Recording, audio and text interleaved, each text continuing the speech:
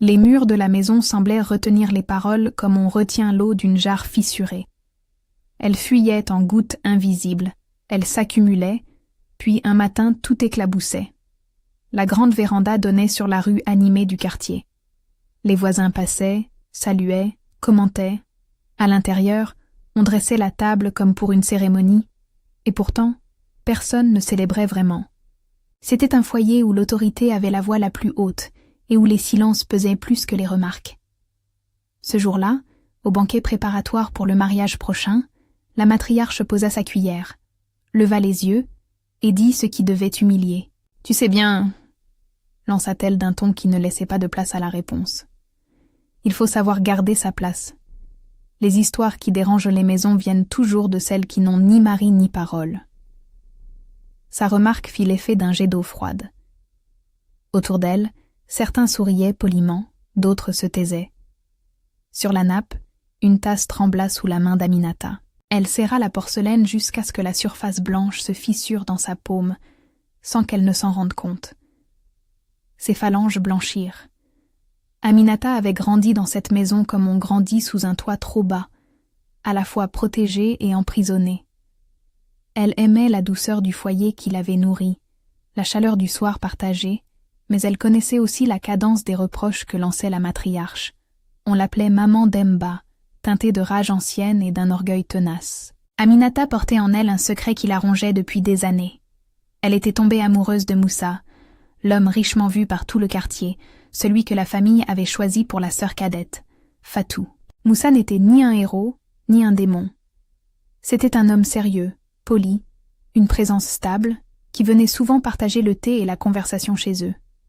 Il avait souri à Aminata, comme on sourit à la vie qui offre des parcelles de bonheur. Il l'avait protégée d'un regard, entendu sa voix brisée dans des nuits où la maison donnait l'impression de se refermer sur elle. Ses petites brèches de gentillesse, ses gestes sans promesse, avaient suffi à allumer ce feu interdit. Elle avait appris à contenir ce qui la consumait. Elle savait que Moussa était promis à Fatou. Elle savait la promesse comme on sait une frontière.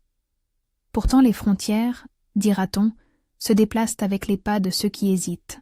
Personne ne savait vraiment ce que Aminata portait dans le silence de ces nuits. Elle signait des sourires, répondait aux piques, remplissait les tâches ménagères avec soin. Mais derrière chaque vaisselle essuyée, derrière chaque corridor balayé, il y avait des pensées qui revenaient, un écho lancinant. Et si je cédais? Et si je me montrais telle que je suis? Le paradoxe la rongeait. Elle aimait sa famille, et elle aimait l'homme que la famille avait choisi pour une autre. Avant de continuer, je voudrais vous poser une question. Et vous, à votre place, auriez-vous dit la vérité? Dites-le en commentaire. La vie dans la maison suivait une chorégraphie réglée. Chaque matin, les mêmes odeurs, le café, le fumet pimenté du petit déjeuner, la lessive accrochée au soleil, la voix sévère de Maman Demba qui dirigeait le ménage comme on conduit un petit royaume. Fatou, la cadette, était la lumière neuve autour de laquelle tout le monde s'activait. On brodait sa robe, on calculait les dépenses, on recevait les invitations, on chantait, on riait, on achetait des tissus. Mais pour Aminata, chaque sourire adressé à Fatou était une lame qui rappelait l'injustice de son propre désir. Les humiliations ne venaient pas toutes sous forme de cris. Parfois elles se glissaient, silencieuses, comme une note fausse dans un chant. Maman Demba aimait taquiner, rabaisser avec mesure, rappeler les défauts d'Aminata à voix basse mais claire, comme on corrige une erreur qui doit rester manifeste. « Tu es trop rêveuse, tu oublies ta part », disait-elle souvent. Ou « Il faut savoir se contenter de ce que l'on a ». Ces paroles revenaient, décrochées du présent, comme des ordres. Dans la cuisine, le soir, Aminata écrivait parfois. Pas des lettres pour les autres, des lettres pour elle-même, des pages qu'elle cachait dans un vieux carnet. C'était sa manière de ne pas exploser, de nommer ce qui l'assaillait. Une nuit, la plume trembla, et les phrases restèrent longues. Je l'aime sans demander. Je sais que son alliance est promise à ma sœur. Je sais que je trahis. Je sais que je ne mérite pas sa tendresse. Et pourtant, chaque fois qu'il me parle, C'est comme si l'âme s'ouvrait, et la peur et la joie dansaient ensemble. Ce monologue secret n'était pas un plan. Il n'était pas un désir calculé de détruire un autre bonheur. C'était une confession d'impuissance face à l'émotion humaine. Aminata savait que son amour n'était pas noble. Elle le savait comme on sait une faute, mais connaître une faute ne la rend pas moins lourde à porter. Elle se répétait souvent, dans son carnet, que la dignité consistait peut-être aussi à savoir quand renoncer. Mais renoncer était une chose, l'oublier, une autre. La rumeur, comme un petit vent imprévu, prit bientôt naissance. Elle naquit d'une discussion entre deux voisins, s'échappa d'un coin de rue et trouva dans la bouche d'une cousine un appui pour grandir. On murmura que Aminata regarde Moussa trop longtemps, que elle rougit quand il parle. Personne n'osa accuser ouvertement. Le quartier aimait mieux s'amuser de ce qui dérange que de l'affronter directement. Pourtant la braise ne resta pas longtemps couverte. Une visite à la place du marché, un compliment maladroit, un clin d'œil mal interprété, tout se métamorphosa en témoignage. Les chuchotements gagnèrent la maison comme une eau lente et froide. Maman Demba sentit le changement. Elle avait le flair de ceux à qui l'on raconte les choses en secret, et une aptitude rare à transformer l'inquiétude en pouvoir. À la première rumeur, elle se raidit, non pas à la manière d'une mère qui protège, mais plutôt comme une dirigeante qui doit défendre l'honneur du clan. « Ne laissez pas les gens parler », avertit-elle une fois, parlant plus fort que nécessaire lors d'une réunion de famille. Ses yeux scrutèrent Aminata, comme on inspecte un tissu à la recherche d'un fil tiré. La pression monta encore lorsque le tailleur termina la tenue de Fatou. On organisa une cérémonie, une petite fête de quartier. Les cordes vocales du voisinage s'excitaient d'anticipation. Moussa vint, présentable, sérieux, ami des discours justes. Il parlait avec la famille, posait des questions, offrait des poignées de main sincères. Aminata l'observait. Parfois, il souriait de cette façon qui la désarmait, sans savoir que ce sourire lavait sa dignité et l'asséchait à la fois. Elle se surprit à imaginer des conversations qu'il n'avait jamais eues. Elle se surprit à faire des rêves d'une maison différente. Un soir, en rentrant de la foire, Aminata surprit deux voisines qui parlaient d'elle en roulant des yeux. « Elle a besoin d'un mari », lâcha l'une. « Ou d'un peu plus de retenue », ajouta l'autre. La voix de la deuxième contenait de la pitié et du dédain, cette combinaison qui tue plus sûrement que la colère. Aminata sentit la honte l'étreindre. Ce n'était plus seulement la cruauté de la matriarche qui pesait, mais la condamnation d'un quartier entier, qui se réjouissait de l'échec présumé. Elle sentit que son secret devenait un objet public. Moussa, pour sa part, ne comprenait pas pleinement. Il avait perçu la douceur d'Aminata. Il lui avait parlé, oui, avec chaleur, mais jamais avec promesse. Il se montrait parfois lent à répondre à ses messages, parfois attentif. Il montrait une complexité qui le rendait humain, pas forcément coupable. On pouvait lire dans ses gestes le désir de bien faire. Il respectait la promesse qu'il avait faite à la famille. Mais il y avait des instants de faiblesse, des éclairs d'humanité où il montrait qu'il n'était pas imperméable aux sentiments. L'ambiguïté de ces moments enflammait l'imagination d'Aminata et, en retour, alimentait la rumeur. Le voisinage se fit juge. On organisait des dîners où l'on commentait, des visites où l'on glissait des questions calculées. Les chuchotements devinrent une toile d'araignée qui tirait un peu plus chaque jour. À la laverie commune, une femme se permit un sourire qu'elle croyait discret. « Tu as vu ? On raconte que les choses ne sont pas si simples. » Et quand une hendeuse de rue reprit la nouvelle, la tension atteignit un seuil incertain. La matriarche intensifia les règles. Aminata devait rentrer plus tôt, éviter certains chemins, se dispenser de quelques visites. Elle fit des remarques à la maison qui sonnèrent comme des menaces veloutées. La réputation se construit en prenant garde. Il ne faut pas semer des questions. Aminata avait l'impression que la maison se resserrait autour d'elle comme un poing. Elle rêvait parfois de partir, de marcher longtemps, de trouver une ville où personne ne connaissait son nom. Mais partir signifiait aussi abandonner Fatou, la famille, l'enfance. La sœur cadette, Fatou, vivait pourtant son bonheur sans méfiance. Elle préparait des listes, choisissait des tissus, parlait de la vie future avec une naïveté attendrissante. Elle aimait Moussa avec la candeur d'une jeune fille à qui l'on promet un foyer. Elle avait confiance en la famille pour protéger son futur. Elle ne savait pas que sa sœur aînée, silencieuse et efficace, cachait en elle une tempête. Les deux sœurs étaient liées par le sang et séparées par des choses que même les plus fidèles liens n'arrivent parfois pas à résoudre. Un jour, la situation prit une tournure que personne n'attendait. Aminata, fatiguée de se satisfaire de regards et de rêves, écrivit une lettre. Ce n'était pas une lettre d'incitation, c'était une lettre où elle posait des mots pour mettre fin à l'illusion, pour se confesser à elle-même, pour se promettre un renoncement. Elle l'adressa à la page blanche de son carnet. « Je laisse partir », écrivit-elle. « Je te garde dans un coin sacré où la douleur et la gratitude peuvent cohabiter. » Elle scella la page et la glissa dans le tiroir où elle cachait ses pensées. Elle pensait que garder la lettre était un acte de sagesse. C'était en réalité un choix qui allait bouleverser tout le reste. La lettre ne resta pas enfermée. Un matin, en préparant la table pour un visiteur imprévu, un cousin maladroit rangea le tiroir en cherchant autre chose. Il trouva le carnet. Il feuilleta. Il vit les mots écrits en hâte. On ne peut pas savoir si c'est la curiosité ou la bêtise qui l'a poussé à lire à haute voix, mais sa voix trancha l'air. « Regarde ça. Elle a écrit pour quelqu'un. » Le salon, déjà plein d'attentes, se transforma instantanément en arène. La lecture se transforma en acte. Les phrases tombèrent dans la pièce comme des pierres. Quand maman d'en bas entendit les mots, elle se leva brusquement. Son visage prit l'expression d'une reine offensée. Elle saisit le carnet, lut, et sa colère, d'abord étouffée, se changea en une pluie de reproches. « Trahir ma fille !» hurla-t-elle. « Souiller le nom de la maison !» On ne chercha pas la nuance. On ne questionna pas la douleur. L'accusation tomba comme un verdict. La lettre, sortie de son tiroir intime, devint un document d'accusation publique.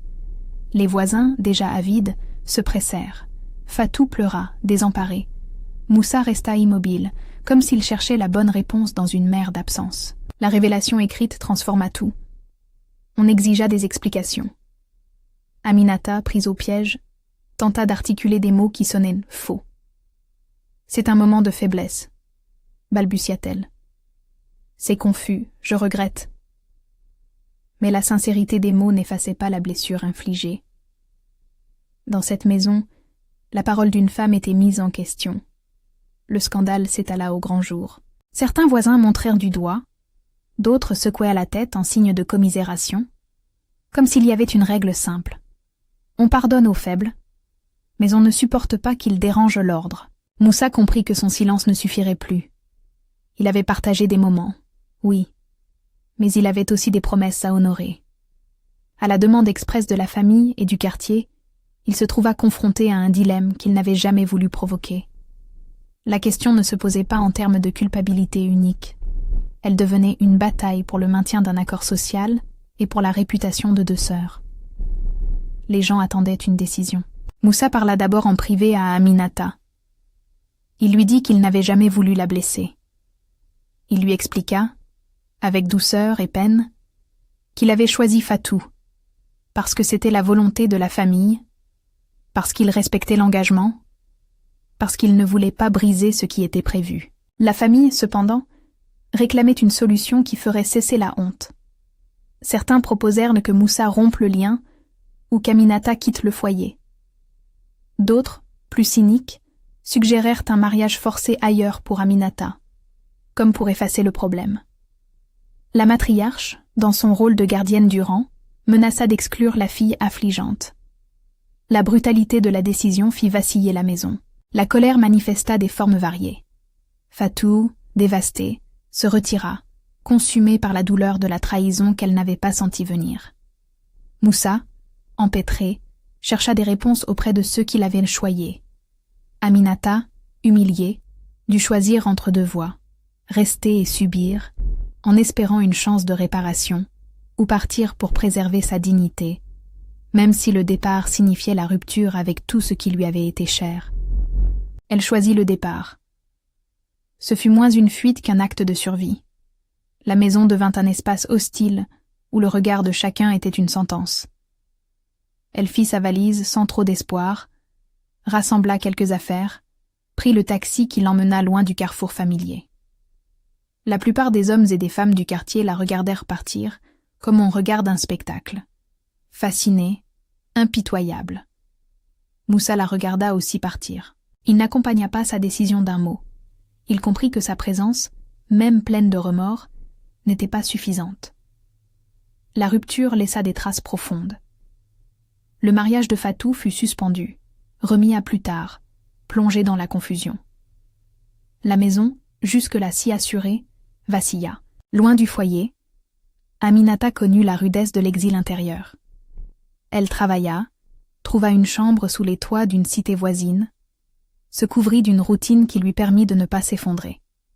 Le monde en dehors de la maison n'était pas tendre, mais il avait l'avantage de ne pas lui rappeler en continu ses fautes. Les jours, d'abord lourds, finirent par s'étirer plus légers.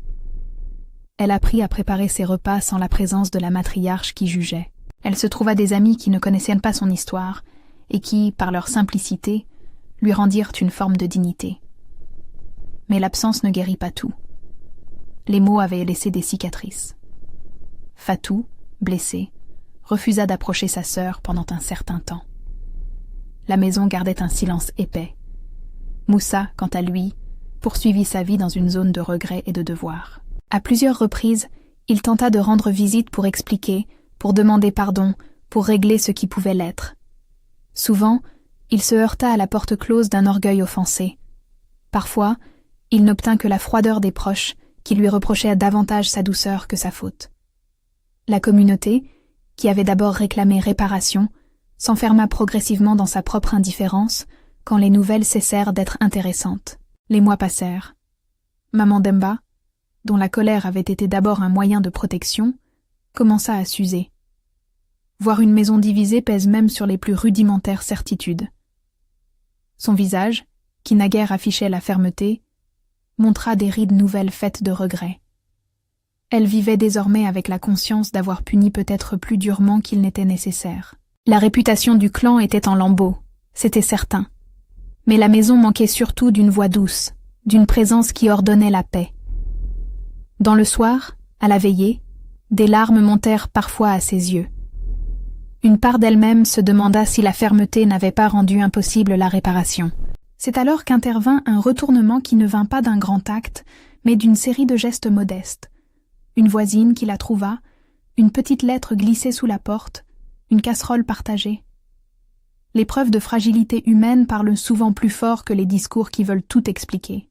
Maman Demba fit le choix de tendre la main à ceux qui souffraient, d'abord timidement, puis avec une attention nouvelle. Elle alla rencontrer Fatou, non pas pour lui imposer le pardon, mais pour écouter. Elle alla chercher Aminata, non pas pour la chasser, mais pour entamer un dialogue.